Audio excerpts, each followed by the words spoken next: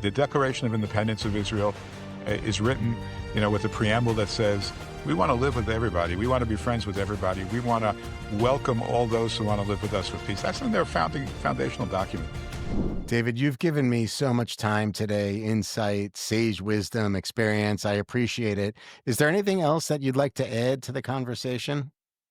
The one thing that I think I've seen missing, I'm on social media and I see others, but the one thing that I think I just would encourage, I encourage everyone to do this is just to understand kind of the history of how we got to this place. It's not a long history. It goes back about 100 years to 1897 was the first World Zionist Congress, I think it's people.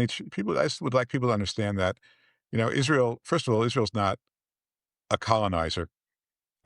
By definition, they're not a colonizer. A colonizer is a country that then tries to, you know, you know, take over another country. Right.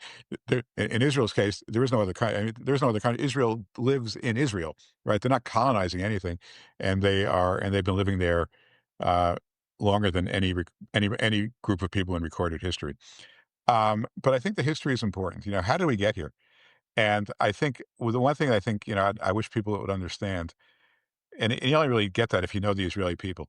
Israeli people they don't hate anybody, and they have every reason to hate.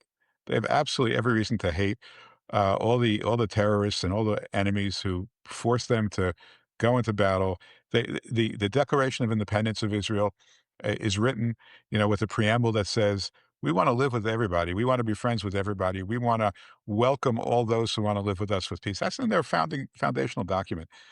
And I think, we're at a point right now where it is an inflection point. It is a point where I think the people of Israel have kind of just about had enough.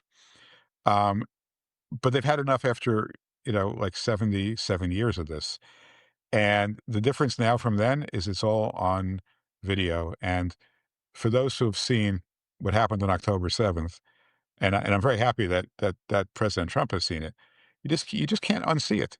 You can't unring that bell, and you can't just ignore the joy, the absolute unfettered joy of the Palestinians in Judea and Samaria and Gaza, elsewhere, the joy of watching these people, commit acts of complete, barbarism on civilians. So we're at a sad point right now where it's sort of like we've had enough. A lot of people have had enough.